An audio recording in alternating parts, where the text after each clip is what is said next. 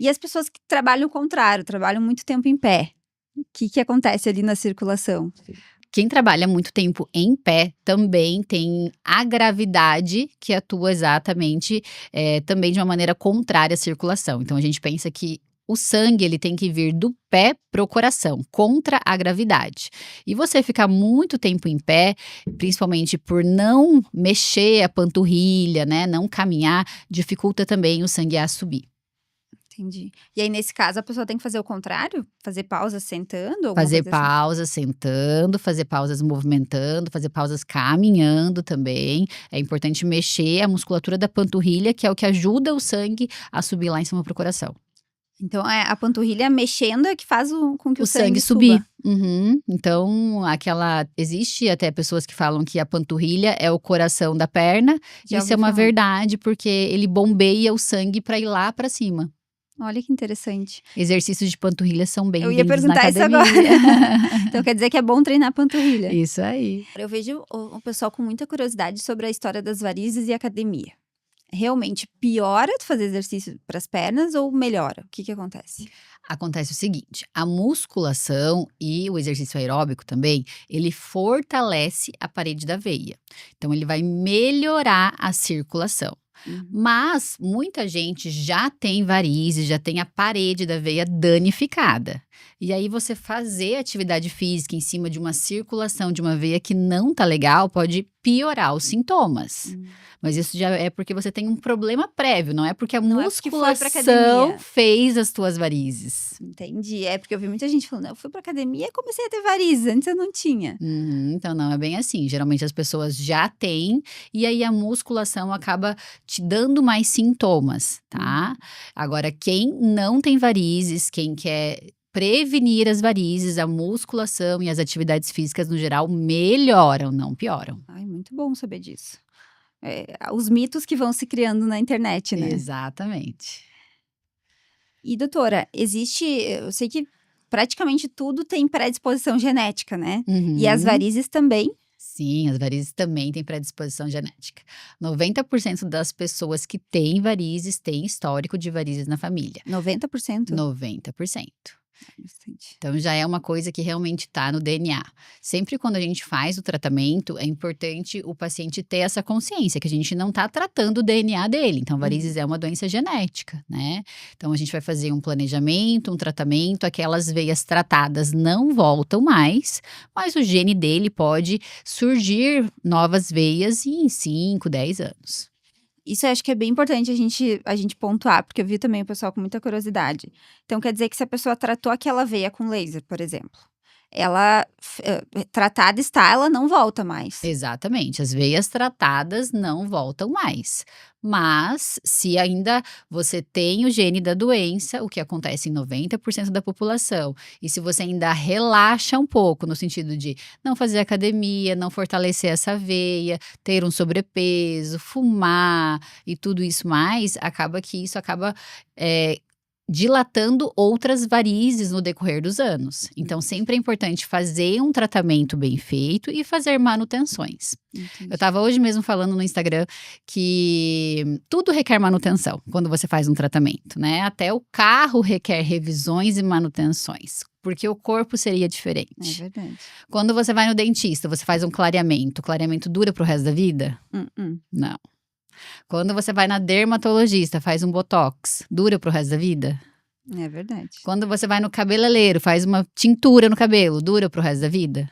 Então, tudo requer manutenções. E na vascular não é diferente. Você fez um tratamento, ficou bom, tem que fazer manutenções. Tem que vir no médico para olhar. E daí, geralmente, são tratamentos pequenos. Depois que faz um tratamento grande, quando a gente faz as manutenções, são pequenas. Legal. E agora que a gente tocou nesse assunto, acho que é importante a gente fazer um foco nisso aqui também. De o que é a variz, afinal, né? Pra gente poder desenhar pro pessoal, porque eu sei que tem muita gente que tem muita curiosidade, mas como assim forma uma variz do nada, né? Então, vamos pensar num cano. Um encanamento lá. Um cano é um tubo reto. Então, esse tubo reto seria uma veia normal. A veia normal é um tubo reto, tá? Tá. E uma variz seria que esse tubo dilatou. Então pensa que o tubo teve uma pressão muito grande e como se ele tivesse rompido, estourado. Então ele aconteceu uma dilatação dentro desse tubo, tá? Então ele fica dilatado, começa a ficar tortuoso. É isso que é uma variz. É um tubo dilatado, tortuoso. Entendi. E aí não, o sangue que deveria passar por ali não passa ou ele não passa certo? Ele não passa certo, ele passa, mas ele deveria só subir. Entendi. E ele sobe, desce. Então realmente fica com a circulação comprometida, fica com a má circulação. Ele Agora deveria faz sentido essa palavra. Faz sentido a má circulação. Ele deveria estar só subindo em direção ao coração e ele sobe uma parte, desce uma parte. Sobe uma parte, desce uma parte. Entendi. Por isso vem as dores, o incômodo, o cansaço, né? Doutora, e uma curiosidade que surgiu da nossa plateia. Hoje estamos com o público aqui. Isso. Por que agora uma pergunta bem interessante que a Tamara fez. Por que uma pessoa que não tem a predisposição genética de ter as varizes, mesmo treinando, se cuidando, não fumando, né, fazendo tudo direitinho, ela não tem a varizes? Beleza, segue com a vida. E a pessoa que faz tudo isso, porém tem a predisposição genética? Porque qual que é a diferença aqui? Por que essa pessoa que tem a predisposição vai desenvolver? O que acontece no sistema, né?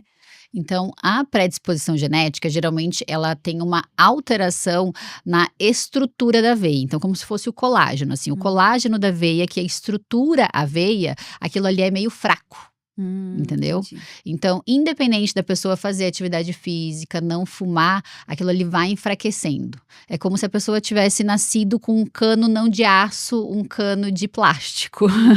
Entendi. E aí a genética fez com que ela nascesse com um cano de plástico e mesmo ela não tendo sobrepeso, não fumando, aquilo ali vai acabar dilatando em algum momento da vida. Mas esses bons hábitos ajudam a não piorar. Ajudam, podem ajudar. Esses bons hábitos podem ajudar, mas depende muito da genética. Se ela tiver uma genética muito forte, pode ter todos os bons hábitos, não tem o que fazer. Entendi. E nem todo mundo, por exemplo, a minha mãe teve varizes, não necessariamente eu vou ter. Não Pode necessariamente. ser que sim, pode ser que não. Você pode ter pegado o gene, você pode ter pego o gene ou não, Entendi. entendeu? Às vezes o gene não veio pra ti. Eu tenho uma família do meu pai que tem muitas varizes. Então, o meu pai, eles são em 13 irmãos, né? Todas as minhas tias já fizeram várias cirurgias de varizes. Eu tenho tia que já fez 5 cirurgias de varizes. Não acredito. O meu pai já teve trombose, tipo casa de ferreiro, espeto de pau. Não acredito. Mas ele já tratou contigo agora? Agora ele não tem mais indicação de tratar. Quando eu era adolescente, lá ele teve a trombose e tudo mais, né? Mas eu não tenho a genética do meu pai. Eu tenho a genética da minha mãe. Minha mãe não tem varizes. Olha Então, só. eu não peguei a genética do meu pai para questão de circulação. Por mais que meu pai tenha, minhas tias tenham, eu não tenho. Então, eu peguei essa parte, eu puxei da minha mãe. E não tem no âmbito vascular, assim, tem uma genética que prevalece mais, feminino ou masculino, ou não?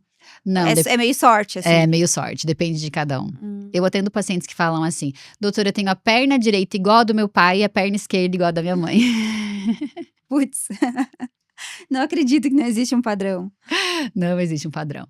Semana passada eu atendi uma mãe e uma filha e as duas tinham varizes só na perna esquerda e eram iguaizinhas.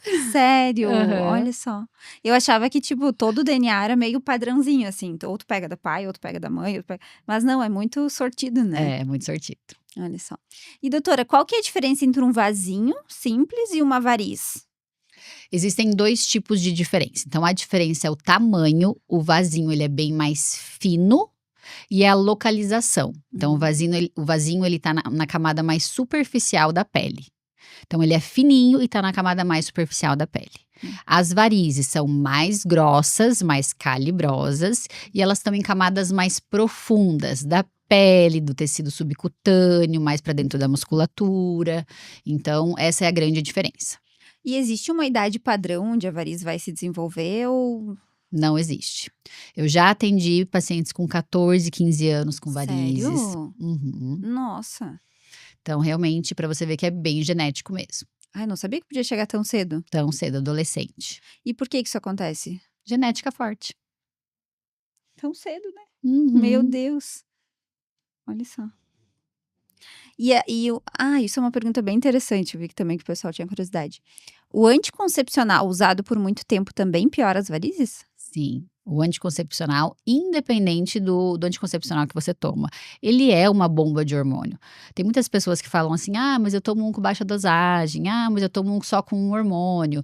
Não adianta, aquilo ali não é fisiológico, não é a dose do teu corpo, é uma dose extra que você tá dando a mais. E Uhum, aquilo ali afeta a parede da veia. Então aquilo ali vai afetar a contração da veia e vai afetar a parede da veia, de uma maneira que aquilo ali acaba dilatando mais fácil. entendi. Então não tem muito pra onde correr. Se for pra ter, vai ter, não adianta. É, o anticoncepcional eu sempre falo assim que é risco-benefício, né? Uhum, Então, individualizar cada caso. Tem pacientes que têm benefício com o uso, sim, e eu não acho que ele é só um monstro na medicina, o anticoncepcional, não. Tem pacientes que se beneficiam muito com o uso do anticoncepcional. Mas a gente tem que saber que existem outros métodos contraceptivos, né? E que tem algumas pessoas que podem também usar esses outros métodos e que às vezes não se beneficiam com o uso do hormônio, né. uhum.